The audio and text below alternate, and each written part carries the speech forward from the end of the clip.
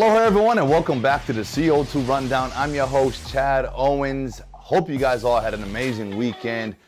I did. Look, celebrated my daughter's 17th birthday over the weekend. Had a blast. Nothing better than family, friends, together, just having a good time. So hope you were able to do that. That was my resetting, relaxing, and recovering for the weekend. Hope you guys did the same. But look, we got a lot to cover today in the world of sports, so like we always do. Oh, but before we do that, I got to say mahalo to my sponsor, Long's Drugs. Thank you so much for all the support. Make sure you guys pop into Long's Drugs for your everyday essentials.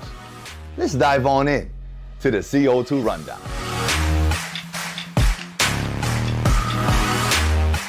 Vanderbilt swept our University of Hawaii Rainbow Warrior baseball team over the weekend, but you know what? It happens. Fifth ranked team in the country. They are really, really good. But you know what? As an athlete, as a competitor, I wanna go up against the best. I wanna test myself. I wish I had that opportunity each and every day, because it only elevates you, right? It just lets you know some of the things that you need to work on, where you need to get better at. And I know because of the experience this past weekend, our Rainbow Warriors got better. And so make sure you guys check out today's article by Billy Hall. He's got more on that one. Woo-wee, man, there was a lot of happy tears on Saturday, and that's because state wrestling was back. The state tournament happened over the weekend, and a bunch of champions were crowned. Look, there is a lot, in wrestling, there's a lot of different weight divisions. So there's a lot of different state champions on both the boys and girls side. So I just want to say congratulations to all of you who are the state champs this year, but congratulations to all the competitors. Right after not being able to do it last year, having sitting out due to the pandemic, we all know what that type of heartbreak was. So if you were a competitor and you finished second, or you weren't the champion, you finished third, fourth, whatever it was, you are still a winner, because overcoming that adversity and coming to where you are today is a huge win. So you guys should all be extremely proud of yourself for persevering through what we all went through. And now you guys are back being able to do what you love. And so for those that competed, for those that won, congratulations. For more on this one, guys, Billy Hall got you in today's Honolulu Star-Advertiser. So make sure you guys pop in and go check out all the winners and state champions of this year's state wrestling tournament. Let's go. All right, lots of champions over the weekend, but I'm gonna start off with the D1 boys soccer. King Kekaulike took the state title on that one. Congratulations to you guys. Again, I talk about becoming a champion a lot. I've been there, I've done that, I understand what that feels like. So to all the champions that I've been talking about, congratulations, man. Way to grind through. Iolani swim team got it done. Congratulations to you guys on your state title. 3 golds from what I hear to win the team victory. And then last but not least here, Punahou swept in paddling. So congratulations on that. You guys are all amazing. Look, there's so much to be celebrated when it comes to becoming a champion as an individual and as a team, right? And I've always said this throughout my playing career. Each individual on a team has their jobs that they have to do. They have to put in the work in the off seasons. They have to show up on game days, meet days, whatever those days are, they got to show up and get it done for the team. So each individual's success ultimately leads to team success. If everyone's doing what they got to do, that team goal can happen at the end of the season. So I know what that's about. I just want to celebrate you guys, congratulate you guys, but the work doesn't stop here, right? When you become a champion, when you win, when you become successful, the work doesn't end. It actually gets harder, right? Because repeating is harder, right? Because there's now an expectation on you, on your team, so you got to put in that much more work, all right? But not to add any pressure, because what does pressure do? It creates diamonds. So make sure you guys apply the pressure, welcome the pressure, welcome that adversity so you can overcome, you can become a diamond each and every day. Woo! Woo! I'm feeling good on this Monday. Congratulations to all of you again. Keep getting after it. Man, wow. Look, I got to mention this. Over the weekend, there was Sonny's 21st WABDL bench press and deadlifting competition over at the Kapilani Park, at the bandstand there. I was able to witness this. Why was I there? Well, because the world record holders were there. My nephews, Shaden and Shaden. I've talked about them before. Well, guess what? They set new state records. My nephew Shaden set a new world record, actually twice. He set a new world record and then beat it 2 more times. So he is now a new world record holder in that division for the bench press. Only 14 years old, he put up 242 pounds. Yeah, he's only getting stronger. So I just wanted to give them some love, highlight them a little bit, and shout out to Sonny's, for giving these kids, these guys, an opportunity, boys and girls, an opportunity to showcase their strength and showcase their passion. You know, powerlifting, in my opinion, should be a high school sport. It is all across the mainland. It creates a lot of hype, and it gives a lot of kids, it just gives them another opportunity to drive for something, to pursue something that does have a future. And lifting, for me, has been that discipline that created the work ethic, because you had to get in there each and every day if you wanted to get stronger. So that creates the work ethic, and that's a life lesson that's a life skill, we all need in order to be successful. So shout out to you guys again, Shaden and Shaden. Great job over the weekend. Congratulations, world record holders. And you guys, check out these trophies they got. Amazing. And real quick here, because I got into it, I love it, bodybuilding, men's physique. The Arnold Classic happened over the weekend as well. And I'm going to call him our very own, because he's, the husband of our good friend Brandy Lever, now Brandy Curry. Brandon Curry, former, 2019 Mr. Olympia, and that year he won the Arnold Classic as well. He went back. He is your Arnold Classic winner for the open bodybuilding in 2022. So congratulations on that, B. He was looking dynamite as always. And in the men's physique category, the division that I sort of dabbled into, that I'm doing now, your Arnold Classic winner is Aaron Banks. You guys got to check this dude out. He is unbelievable. So congratulations to you guys. Congratulations to all the competitors. Again, another grind. It takes a lot of discipline, dieting, training.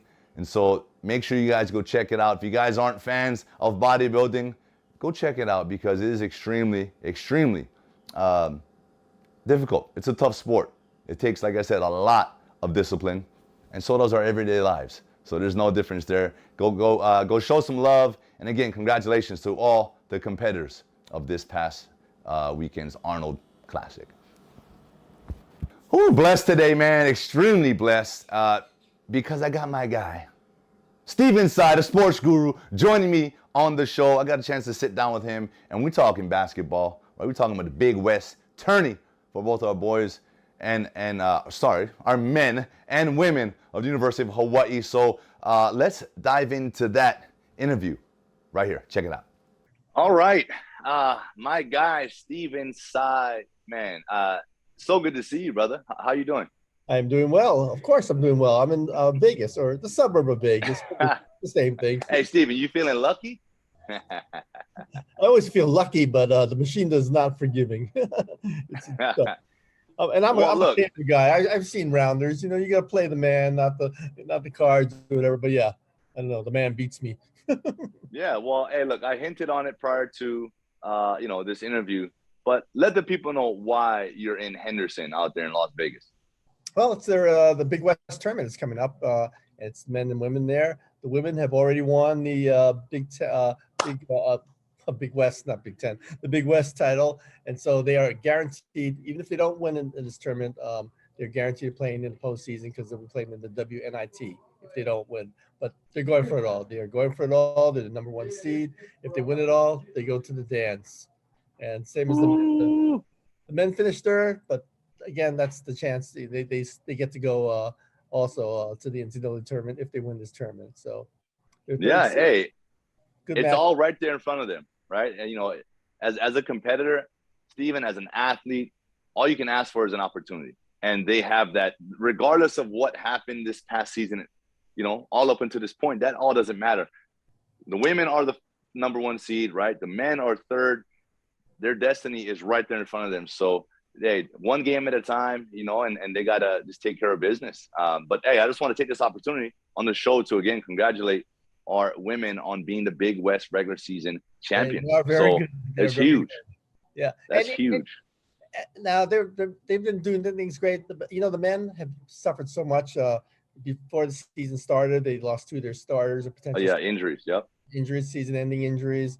They've had some COVID issues during the season. They had some. I think Mate Cholina, their 7-footer, was out 5 or 6 weeks because of injuries and the COVID process, things like that. So they've really been bothered. And then a couple weeks ago, they lost Noel Coleman, their leading scorer, a guard. He's out for the year.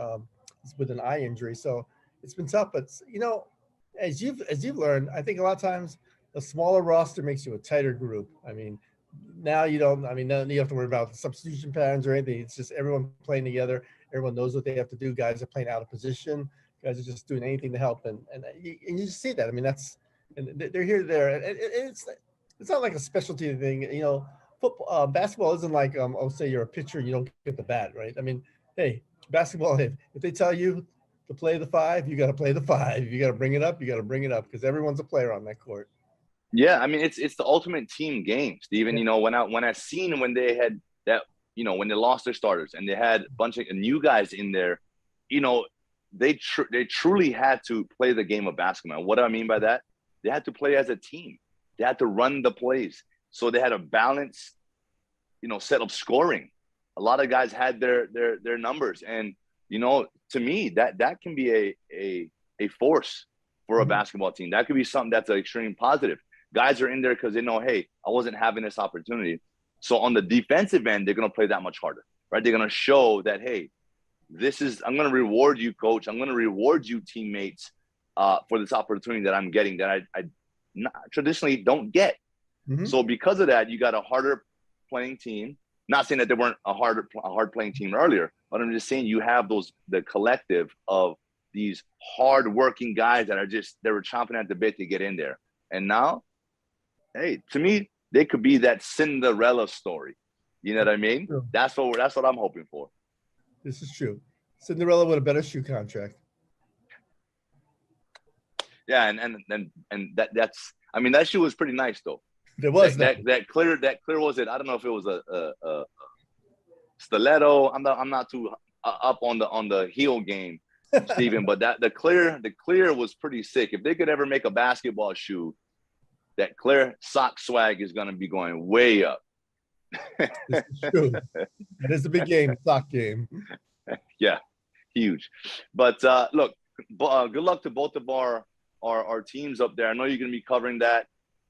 That's exciting stuff for the university. But what's also exciting, Stephen, is this week, Friday, I believe, our University of Hawaii football players that are entering into the draft and they're looking for that opportunity. It's our pro day right there in Vegas at Allegiant Stadium. That is amazing. They're basically playing in one of the best stadiums in the NFL. They're going to be competing at that pro day. That's going to be hype. Well, and the kind of interesting thing too, we just talked about team sports. Football is the ultimate team sport. There are a lot of ultimate team sports, basketball, things like that, but now you have to actually sell yourself as an individual. And you know what? That's not easy for a lot of these guys. I mean, they tell you to be humble, to be part of a team, do your 1/11th and all that. Now you got to show that you are a very important 1/11th, that maybe, the great part. And I think that's going to be kind of an interesting thing that's going to be happening coming up in this. It's just really interesting to see what kind of, how you put yourself out there. And you have to, and as you know, it's not just about the skills, the 40 times and everything. You have to also interview well. I mean, there will be scouts there. They'll pull you aside and they'll ask you questions and they'll try to find out your personality and how you react to things. And it's really their big job interview. I know the combine is the biggest one, and I'm sorry Calvin Turner was not invited to that, but I'm hurt by that. But the fact is, this could be better for them because now it's being run by UH people. It's being run by your old teammate Abraham Elamimian, and he's going to be, you're in an environment where they're going to help you. They're going to nurture you. You're going to have teammates cheering you on in these things. And I think that's going to be a little bit better than the combine where you've been to combine, nobody's cheering anybody on, right? Yeah, it could be a less of a pressure situation. I agree. But you know what? Nonetheless, Stephen, it doesn't matter. It's an opportunity. Yeah. Right. It's an opportunity for these guys that right now there's guys at home on the couch, no combine, no pro day. Some guys are just, they don't know what they're going to do. Right. So, these guys got to take full advantage of this opportunity. And, I want to talk about Calvin Turner. I know we sort of chatted about it quickly before we got on here. I was surprised that he didn't get a combine invite, the NFL combine invite. I thought he had a spectacular junior season, and he made the plays he needed to make as a senior as well. So regardless, though, I feel he's going to do well. He's going to get on a roster, and he's going to play. He's going to play as a rookie. My opinion is probably going to be as a return guy to start. But I feel as if he can almost be that, that hybrid of you can put him in the backfield. Basically what he was doing at Hawaii, right? A running back, slot. He's that special player. He's a playmaker. You just find a way to get him the ball. And, he's going to be a big time pickup for any team that drafts him. And I do believe he's going to get drafted. I don't know what his grade is, but I do believe he's going to get drafted. I think he's going to run a 4.4. Yeah. And it's not just his 4.4, it's his zigzag time, because they measure you in that too. They measure you in the 20s or going side, the 60-yard type of drills. It's going to be interesting for him. The thing is too, and I've heard this today, that the big debate now is people are starting at the combine and they're trying to evaluate people. There's a new position, they call it the athlete. Now, when we our paper and all those other papers, when they do all-star teams in high school, there's always the 12th guy, and he's always the athlete. And I think that is now really a real position. And I think he is an athlete. Usually it's a guy like on defense, like a Corey Bethley, who's the athlete who can play several positions. But I think there is no such thing anymore as a running back, a receiver, a returner. There's one guy who can do it all. And he's that guy. And I think I agree. I agree. And that makes you more valuable. You know what I mean? It gives teams more options to sort of get creative with you. And so that's why I'm saying he's going to be a steal for whoever picks him up. And the so, the only one I'm really rooting for is Jared Smart. Jared Smart's super talented. He works really hard. He does all these new drills and everything. He's the guy who gets the big bucket of rice and barrels his hand in there and stuff like that.